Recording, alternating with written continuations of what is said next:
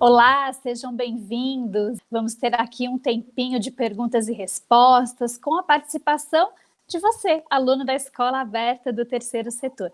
Vamos receber a professora? Tudo bom, Daniela? Seja bem-vinda, professora. Obrigada, Elaine. Tudo ótimo, sempre bom estar aqui. E essa oportunidade de interagir com os alunos, né, em tempo de pandemia, é muito bom estar aqui fazendo esse compartilhamento de informação que não seja físico, mas só de estar conversando com outra pessoa já é muito bom, né? Não tenha dúvida, né? Estamos aí nos relacionando, né, aqui por Exato. meio das redes sociais e de toda essa tecnologia. Então, queremos já agradecer a sua disponibilidade, sempre carinhosa e assim um pronto atendimento aqui com a Escola Aberta do Terceiro Setor. E nós já temos aqui duas perguntas de alunos. Marco Alexandre Sena, que é da ONG Renascendo, ele está perguntando, professora, sobre a importância da captação de recursos. A gente tem ouvido muito a respeito de captação de recursos. Por que é tão importante falar desse tema no terceiro setor? E uma outra pergunta é do Daniel Buarque. Ele é da LT for Good e a pergunta dele: quais os principais impostos incidentes sobre iniciativas de geração de renda própria, venda de produtos e serviços em pequenas e microdoações e também o arredondamento realizados no ponto de venda e ou em cartões de crédito? Então, a importância da captação de recursos. Por que sempre a gente fala de captação de recursos? Né? Vocês devem estar até perguntando por isso. Toda hora tem uma live de captação de recursos, tudo impacta na captação de recursos. É fundamental lembrar, o terceiro setor, gente, ele tem recurso próprio, né? Apesar do outro aluno ter perguntado sobre o imposto sobre geração de renda própria, em essencialidade, no início, né, o processo do terceiro setor no modo normal, é basicamente pegar o recurso fora da sua organização, trazer para dentro da sua organização, executar, prestar serviço e entregar um resultado social para a sociedade. Então, no modo muito simples, falando de um processo do terceiro setor, o recurso, ele sempre vem de fora. Então, por isso, o tempo inteiro a gente fica fazendo o quê? Governança voltada para a captação, controladoria voltada para a captação, e todos esses esforços voltados para a captação. Porque se a gente não conseguir buscar realmente esse recurso, a gente não consegue executar nada dentro da organização. Porque a gente não nasceu nem é constituído para vender produto ou para prestar serviço e ser remunerado por isso. Quem trabalha neste formato são as organizações empresárias que estão classificadas lá no segundo setor. Então, a importância da captação o tempo todo falada é em função disso. Eu preciso ter formas realmente de conseguir trazer o recurso para dentro da minha organização para eu fazer aquilo que eu nasci para fazer, seja trabalhar com criança, trabalhar com idoso, trabalhar com o meio ambiente, com a cultura, com habitação, né? O que for, a gente tem que ter esse recurso de terceiro. Então, por isso, essa fala da captação, e sim, tem que ser uma preocupação muito grande, porque sem recurso tem jeito de trabalhar? Não tem jeito. Por isso que a importância é essa. A outra pergunta em relação aos impostos. Quando vamos trabalhar com projetos de sustentabilidade nesse quesito da geração de renda para a organização, ela pode, sim, ter esses projetos para poder ter um pouco mais de recurso, né? Então, ela vai fazer mão de uma atividade econômica, de uma atividade mercantil, que a finalidade está lá no segundo setor, mas ela pode estar falando aqui, e a gente vai poder fazer isso mediante essa finalidade. Todo recurso que a gente conseguir angariar com essa geração de renda, ele tem que ser completamente aplicado na organização, tá? Então, é importante você prestar atenção nisso. E aí, os impostos são todos os impostos que o segundo setor tem. Então, no caso de produto, vai ser o ICMS, né? No caso do serviço, vai ser o ISS. Além dos outros impostos incidentes nesse tipo de trabalho. PIS e COFINS sobre faturamento, independente de ser produto ou serviço, imposto de renda e contribuição social, tá? Então, quando a gente fala de estar fazendo uma atividade econômica que se assemelha ao segundo setor, ela é completamente tributada, ok?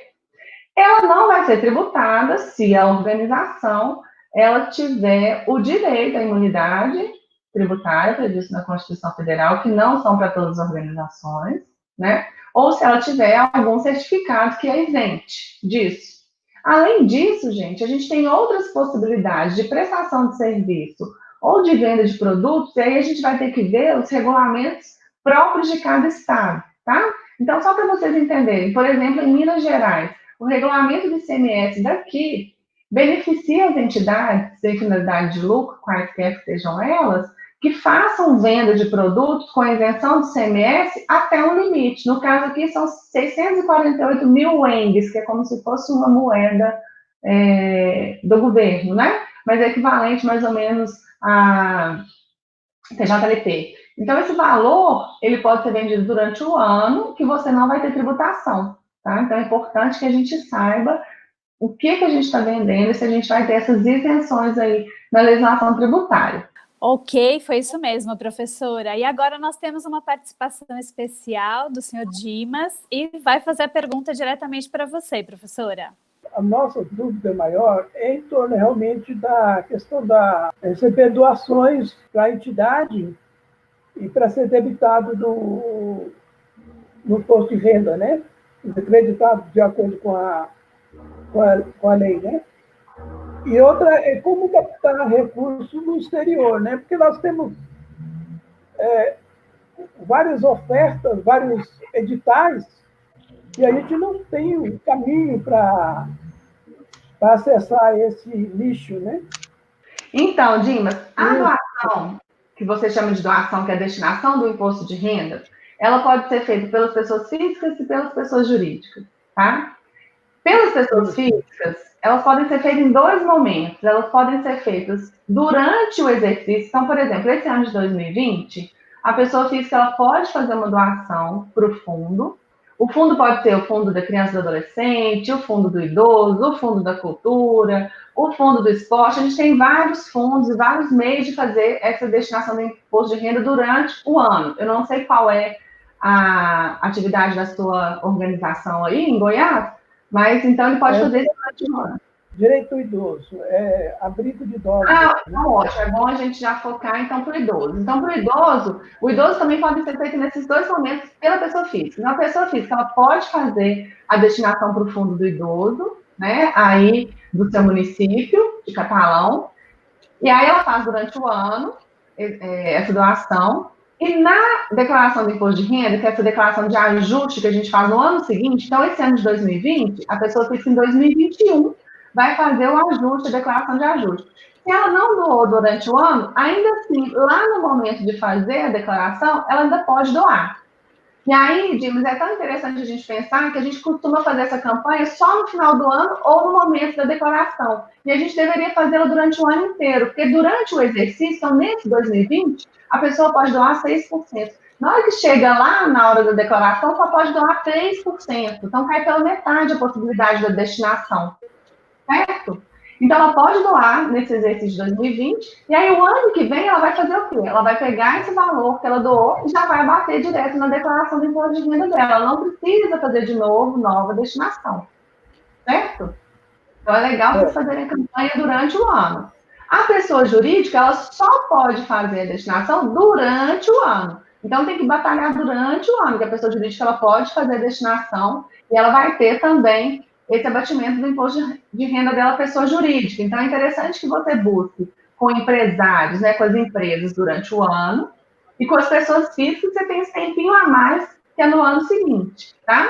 Para a gente conseguir essa destinação, você tem que ter um projeto lá no fundo do idoso, né, no Conselho Municipal do Idoso aí da sua cidade aprovado. Se já tem o projeto aprovado aí no fundo, é batalhar para as pessoas fazerem a doação para o fundo para vocês poderem ir lá e fazer a captação do recurso depois que o recurso foi liberado pela Receita Federal, tá bem? Última dica para você é batalhar junto ao Conselho Municipal aí da Assistência, ou o próprio Conselho do Idoso, não sei se ele já existe na sua cidade, para que o fundo ele seja habilitado e ele esteja regular perante a Receita Federal. Porque se ele não tiver, as pessoas vão fazer destinação e o recurso não é liberado. Por isso que eu sempre dou essa dica da gente ir lá conversar com as pessoas no próprio conselho, no fundo, porque às vezes sabe o que fez?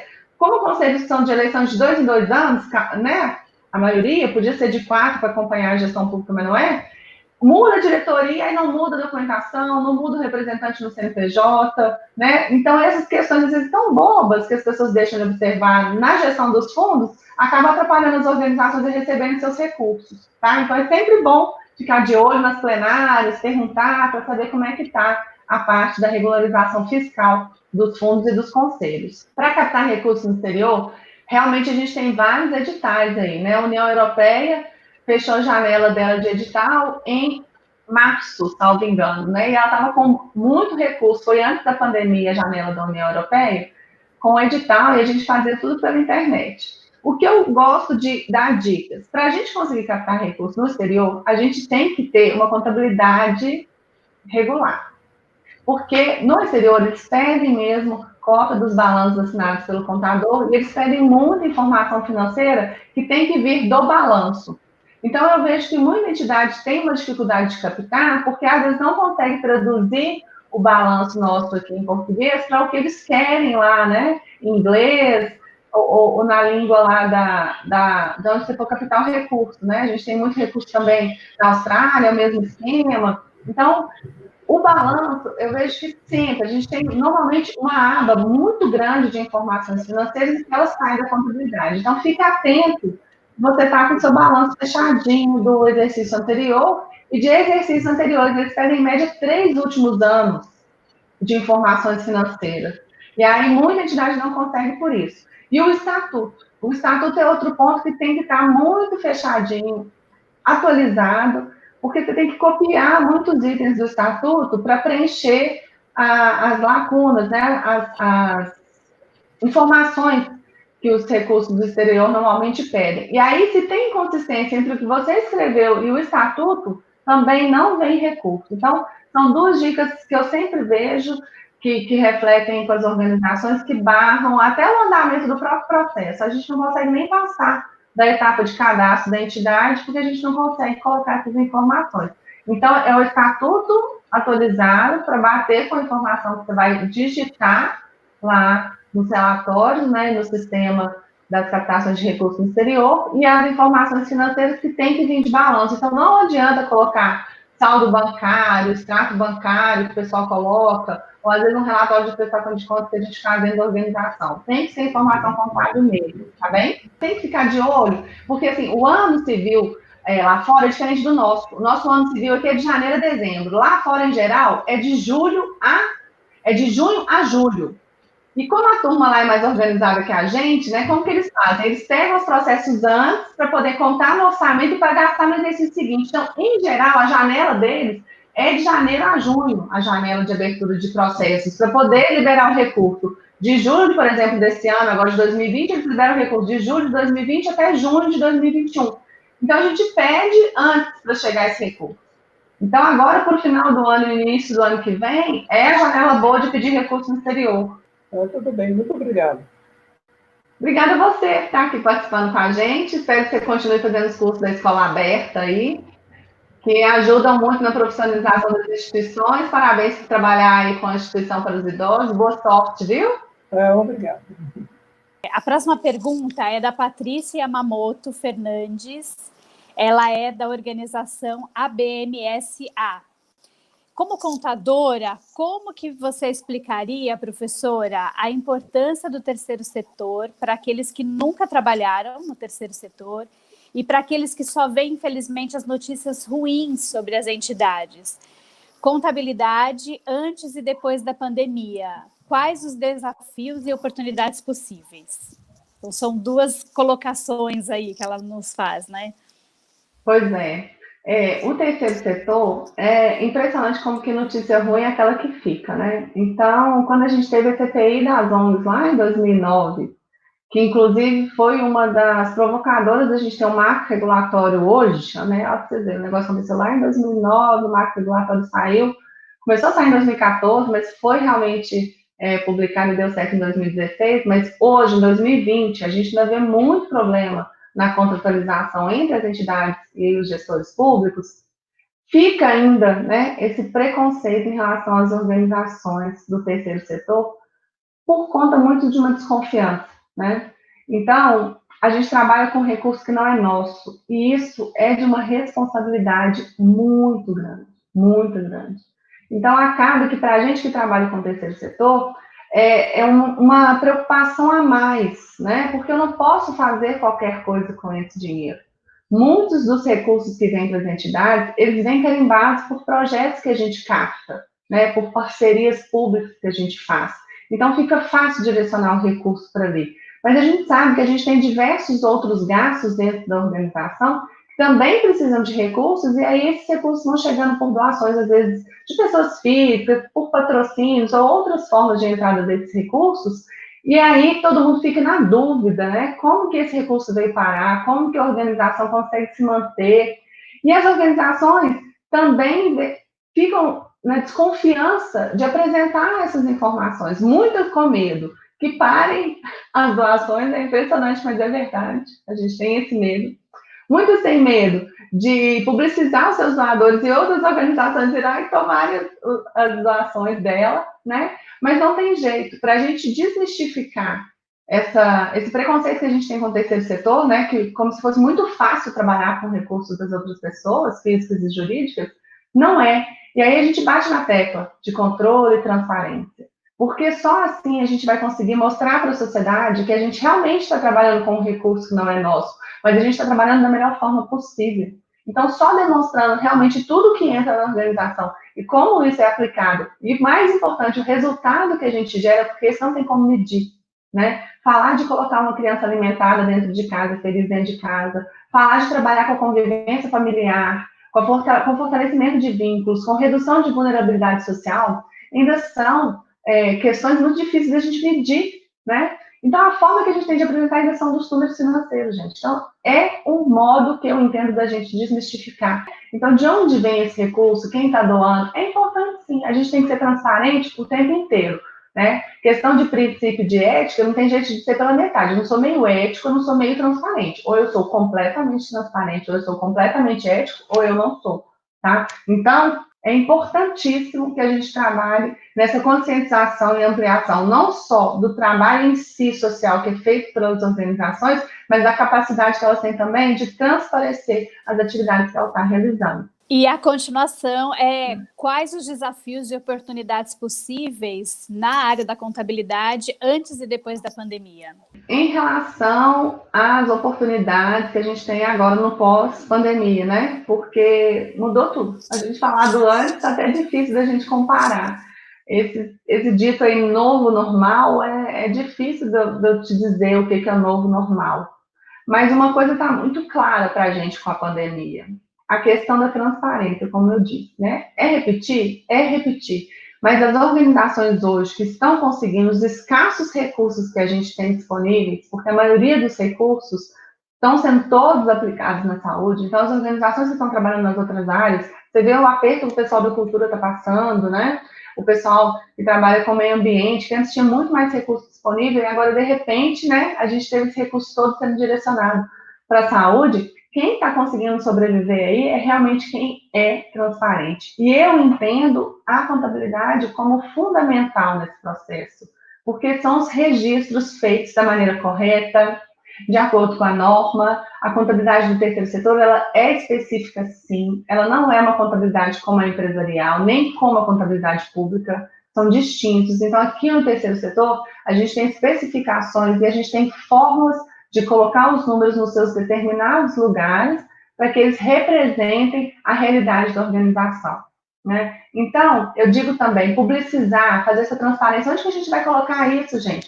A gente tem uma ferramenta bacanésima, assim como a gente tem essa ferramenta de ensino, de profissionalização, que é a Escola Aberta, a gente tem o mapa das OSCs, sabe o mapa das organizações da sociedade civil? É uma plataforma também gratuita que você pode colocar suas informações lá, né? Então, para o contador, eu penso que é isso. Além de fazer esse registro bem feito dentro da norma, é conseguir orientar a organização para onde que ela vai no sentido de publicizar a informação, no sentido de ser mais transparente, né? Ajudar na revisão dos estatutos. Outra coisa que apareceu muito forte nessa pandemia são os problemas que a gente tem com o estatuto. A gente tem atualizações que são pertinentes em função do Código do Processo Civil, que foi alterado. A gente tem alterações por conta do marco regulatório, e a gente tem que ter alterações porque o estatuto é a certidão de nascimento da organização, é aquilo de fazer.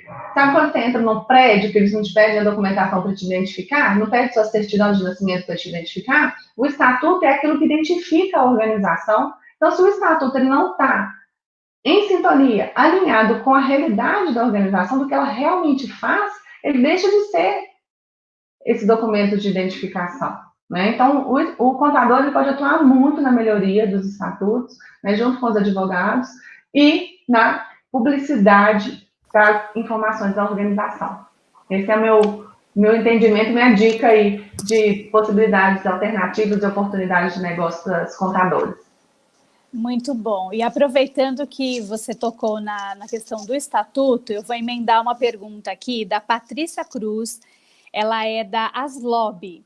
E ela falou o seguinte, que lá no estatuto deles prevê a possibilidade de se ter atividade meia, e ela está perguntando sobre como lançar as vendas de bazares, aqueles que não têm CNPJ próprio, e se corre o risco de caracterizar atividade econômica. É uma atividade econômica, né? Eu até respondi uma outra pergunta antes. Quando a gente não está exercendo a nossa finalidade pura e simples, que são serviços de assistência, serviços de saúde, de educação, de cultura, a gente realmente está realizando atividade econômica, mas isso não é proibido, tá? Essa é a grande diferença. Você pode realizar atividade econômica desde que você aplique o resultado dessa atividade nessas finalidades, né? Na prestação de serviço de assistência e tudo mais, e faça o recolhimento dos tributos devidos, tá? Então, o que é uma venda de bazar, né? É uma venda de um produto que entrou, às vezes, usado,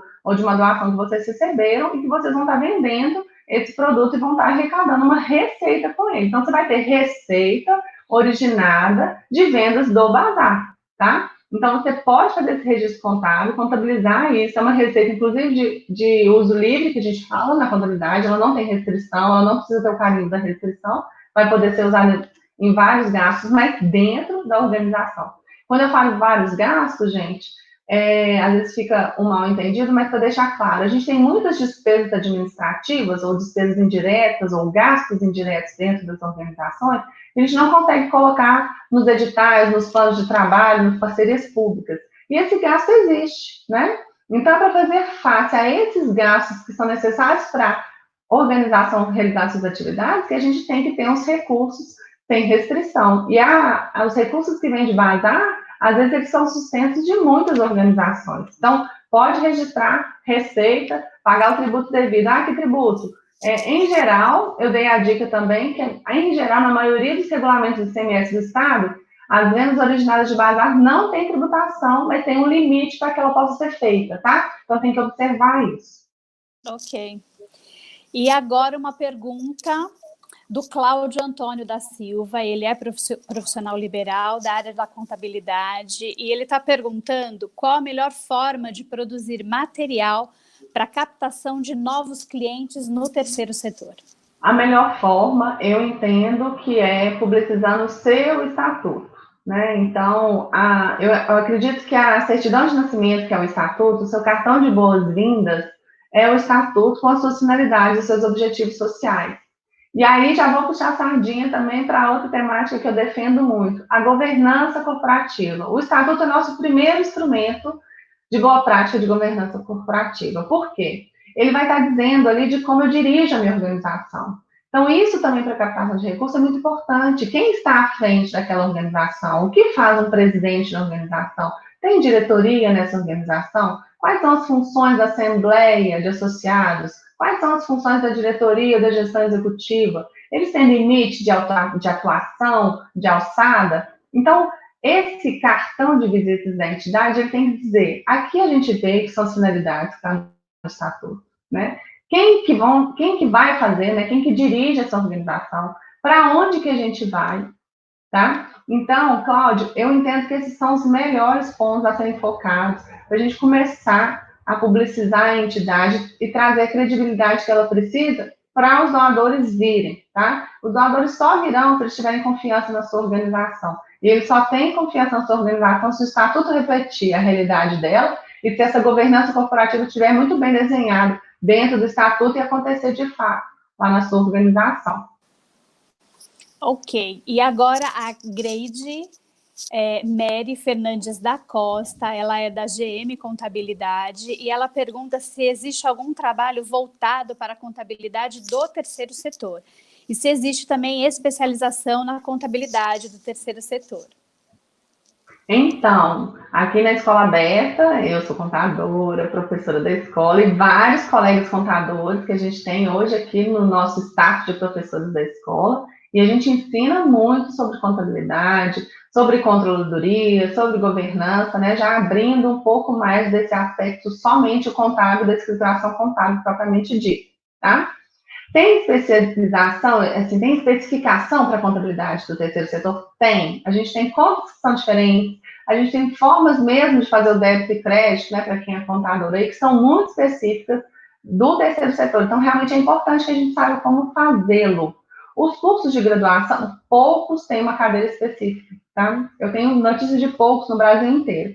E curso de especialização mesmo, que vai te dar um diploma estrito sensu, eu só conheço um. A gente até estava conversando aqui na escola, a gente tinha uma parceira super que estava nos eventos com a gente sempre, que era a Márcia, que é da Unicesumar, que era uma promotora grande desse curso de especialização, tá? No mais, a gente tem cursos livres aqui na escola e em outras iniciativas bacanas aí também, com contadores aqui da escola, né? Comigo, com o Nailton, com o pessoal da Marcelo Monello. Então, a gente tem muito treinamento com o pessoal aqui, que a gente vai falar de contabilidade para você de forma mais específica, tá? Mais especialização, só essa dica que eu tenho para te dar.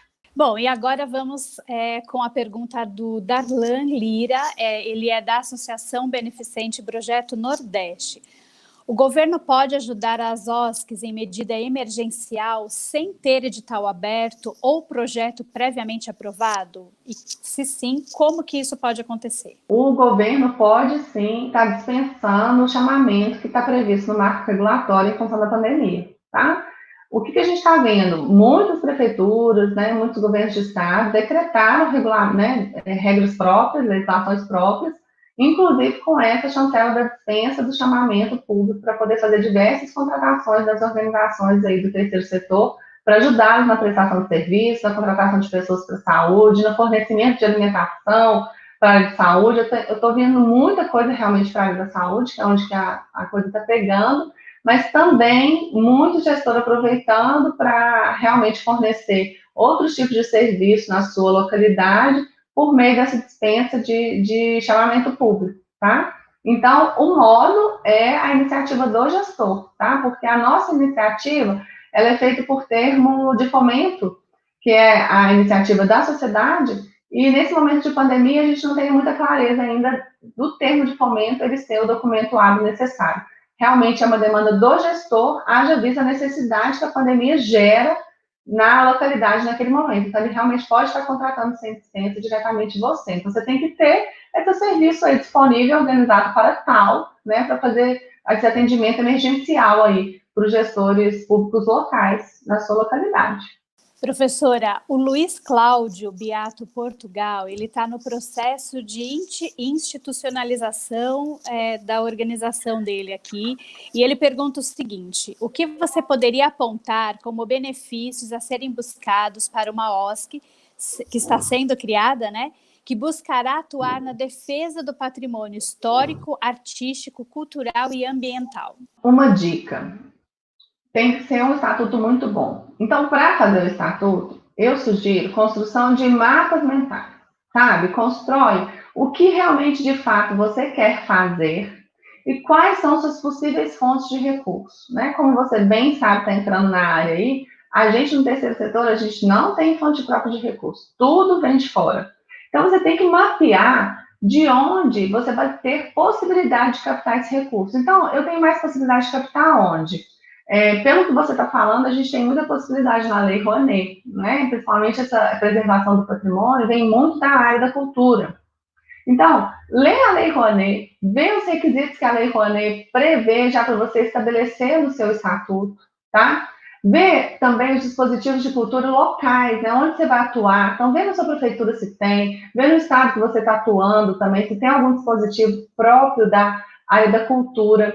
Pesquise outras áreas também que fomentam a cultura. Pesquise editais, por exemplo, de fundações que fomentam a cultura, né? Então, isso é muito interessante. Essa área de museu, eu digo que tem muito museu aí que não tem recurso por total desconhecimento das fontes de recurso, porque tem muitas que não são utilizadas, né? A gente tem muita fonte de recurso aí do próprio patrimônio público que quer fomentar essa área, a gente também não sabe. Então, antes de fazer o estatuto, não pegue e faça um Ctrl+C, Ctrl+V na internet de qualquer estatuto que você conheça, de qualquer entidade que trabalha nessa área, porque isso não funciona mais.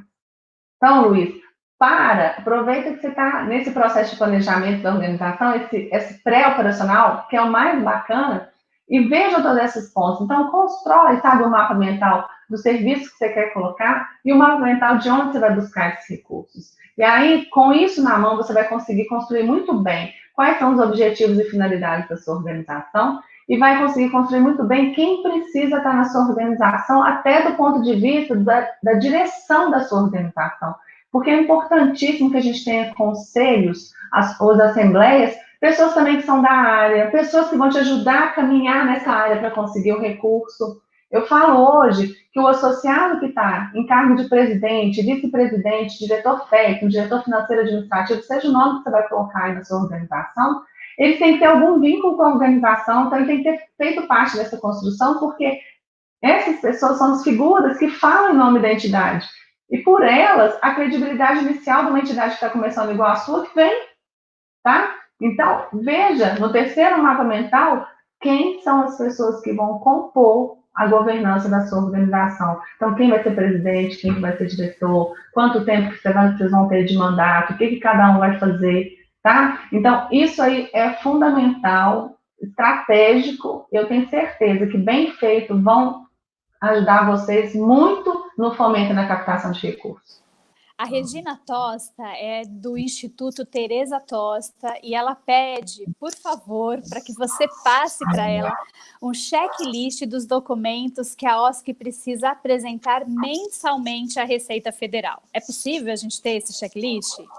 Possibilíssimo. Inclusive, no meu Instagram, uma das primeiras publicações que eu fiz esse ano para poder ajudar na promoção, né, das pessoas, e quando começou a pandemia, ficou todo mundo um pouco desesperado, eu publiquei lá todas as obrigações fiscais e acessórias que a gente tem que cumprir, mas eu também vou me comprometer a passar aqui para a escola para ter divulgado para vocês esse checklist, sim, tá? Tem que ter, é bom ter. Inclusive, eu recomendo que seja um calendário que fique colado, assim, do lado do monitor, para lembrar que a gente tem a obrigação acessória da Compal aqui, né, gente? Não é brincadeira. Quem acha que o terceiro setor não tem, pelo fato, às vezes, de não pagar todos os tributos ou ter isenção e imunidade, as obrigações acessórias, que a gente chama na parte dessa prestação de contas com a Receita Federal, ela não faz distinção de categoria, tá? Ela pega todo mundo, pega o primeiro, segundo, terceiro setor. Então, temos que cumprir, sim, essas obrigações. Muito importante a sua pergunta, e mais importante ainda é cumprir realmente com a entrega dessas obrigações.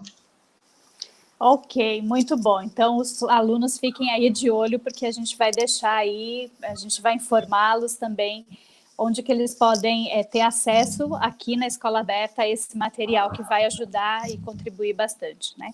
O Pedro Xavier de Jesus, ele é da FEU, acho que é assim que fala. Oi, Pedro. Oi, Daniela. Pois é, a minha dúvida é sobre os voluntariados. Como que a gente faz a contabilização do trabalho voluntário? Muito boa sua pergunta também, que é outro fato contábil que as pessoas invariavelmente não registram, também é de super importância. Então, o trabalho voluntário, como que eu recomendo? Veja aí como funciona o seu trabalho voluntário. Porque, em geral, os voluntários, eles não cumprem 8 horas de trabalho, eles não cumprem, né, 220 horas semanais. Então, eu recomendo que seja feita por hora. É mais fácil da gente controlar, né, e você consegue mensurar o valor da hora que ele está trabalhando. Então, se ele está trabalhando numa área de atividade física, se ele está trabalhando numa área de psicossocial, atendimento psicossocial, você consegue fazer esse valor da hora. E sim, você tem que calcular essa remuneração como se ele fosse empregado, com todos os encargos devidos, e aí esse registro vai entrar na sua contabilidade aí como uma receita e automaticamente também como uma despesa para não impactar o resultado da sua organização, uma vez que ele não gera embolso ou desembolso de recursos, tá? Outra coisa importante que você falou, e eu vou aproveitar para dar a dica, tem gente que não contabiliza voluntário, mas vai lá e contabiliza gasto de vale transporte com voluntário, gasto de alimentação com voluntário, né? Ou gasto de algum evento que o voluntário tem que ir, ele vai participar de algum evento, e aí paga o transporte, condução, estadia, hospedagem, e cadê o voluntário registrado, gente? Não tem, tá? Então, vamos aproveitar a pergunta do Pedro para a gente lembrar que se a gente tem gasto com voluntário, a gente tem o voluntário. Então, vamos registrar qual é o gasto que eu tenho com esse trabalho do voluntário, tá bem? Muito bom. Temos aqui a pergunta do Edmilson Pereira, ele é autônomo e ele está perguntando como deve se comportar o terceiro setor nessa época da pandemia. Desafio, Edmilson. Olha, primeiro eu penso que muitos dos recursos disponíveis realmente estão sendo aplicados para a saúde, né? Então, eu tenho visto muito gestor um pouco chateado ou um pouco temeroso com essa situação, porque realmente os recursos estão escassos. Mas, ao mesmo tempo, eu também tenho visto muitas publicações e muitos registros que o brasileiro nunca doou tanto igual a esse momento, né? As empresas nunca doaram tanto igual a esse momento. Então, eu penso que a atitude do terceiro setor agora não é de realmente ficar numa posição passiva esperando, porque a gente sabe que tem um problema maior que a saúde.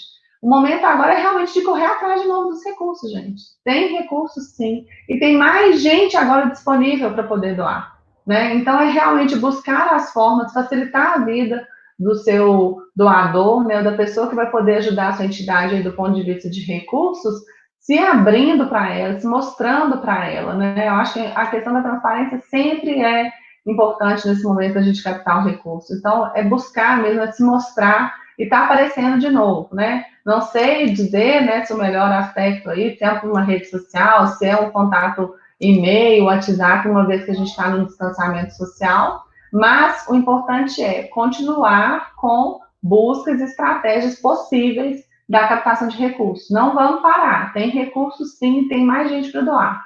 E aí, professora, eu queria emendar uma pergunta da Maria José Freitas da Silva, que ela é aluna de processos gerenciais. E ela está perguntando o seguinte: qual a importância do terceiro setor na sua vida, na vida da professora Daniela Balbina? Gente, tem uma importância muito grande. Eu falo que o terceiro setor tem um lote de esquina aqui no meu coração, porque ele ocupa muito espaço. Mas, assim, eu penso, profissionalmente falando mesmo, que eu me realizei com o terceiro setor porque a contabilidade ela é uma ciência social. E quando a gente é contador do segundo setor ou do primeiro setor, a gente tem uma preocupação contábil muito distinta da que eu tenho atualmente aqui no terceiro setor, que é justamente essa possibilidade de gerar informação e de ser o máximo transparente possível.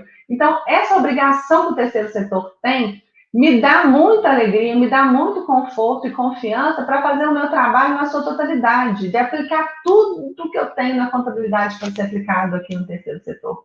Então, vocês podem ver ou me acompanhar aí, ou ver minhas aulas, que o que eu menos falo é de débito e crédito, porque eu acredito que esse débito e crédito, que é uma partida dobrada de execução muito automatizada e hoje feita por qualquer sistema de informação, ele é só a consequência desse trabalho todo anterior que a gente faz, de governança, de compliance, de controladoria, que vai resultar num registro bem feito e que vai representar fielmente o que é a organização. Então, a minha realização profissional aqui é muito grande de poder aplicar a contabilidade na sua essência. Isso, para mim, é o maior dos prazeres que eu tenho do lado profissional. E do lado pessoal, quando eu tive contato com o terceiro setor e perceber que o resultado que essas organizações entregam não é numérico, né, não é um número ali que vai estar somente aumentando, às vezes, uma conta bancária, isso é de uma coisa que não tem como medir. Aí foge da contabilidade, que eu não tenho como registrar, não tem como medir, não tem como mensurar, não tem como prever. realmente você vê o rosto de uma criança. Eu trabalho com muita entidade, com crianças e jovens, né? Eu gosto de trabalhar com os idosos também, mas não sei porquê, coincidência da vida, eu trabalho muito com crianças e jovens. Gente, você vê um sorriso dessa criança, você vê a alegria da criança de estar ali se alimentando bem, de estar ali tendo conhecimento, de estar tendo acesso a computadora, estar tendo acesso a aulas eletrônicas, estar fazendo uma aula de ginástica, ter uma bola de vôlei para jogar. Olha, esse impacto social que a gente causa, que essa criança volta feliz para casa, a família fica feliz, isso não tem contabilidade, não tem terceiro setor, não tem nada que pague. Então, esse alinhamento dessa realização profissional com o pessoal, não sei nem o que dizer. É ter certeza que no final, o impacto social que a gente vai gerar vai beneficiar tanta gente, e no final vai beneficiar também, que tem coisa melhor que estar todo mundo feliz e alegre, né? A energia que a gente gera é para contagiar todo mundo, então é muito bom mesmo. E nós só temos que agradecer a sua participação aqui conosco, por responder às perguntas dos nossos alunos aqui, e queremos que você deixe o seu recado final aqui para todos que estão nos acompanhando. O recado final é de professora, né? Vamos continuar aqui conosco na Escola Aberta e em todos os canais de conhecimento que vocês têm acesso, né? Por mais que a gente esteja pensando, esse negócio de pandemia, é tanta live, é tanta coisa. Gente, mas a gente nunca teve uma oportunidade dessa, de ter tanto conhecimento num espaço de tempo reduzido, com tantas pessoas boas que a gente está aí vendo, né? Realmente promovendo conhecimento com esse interesse legítimo de profissionalizar a gestão no terceiro setor. Então, eu acredito nisso, continuo trabalhando nisso, por isso que eu estou aqui na Escola Aberta, que também é uma parceira que acredita nisso. A profissionalização do terceiro setor só vai trazer benefícios para toda a sociedade, para todo mundo. Daqui a pouco as pessoas vão começar a sentir isso, e a gente vai ter mais gente incentivando, mais gente doando aqui para a gente, para a escola e para outras organizações. Então, esse é o meu recado. Acredite que a profissionalização vai mudar o nosso status do terceiro setor e o status da sociedade como um todo.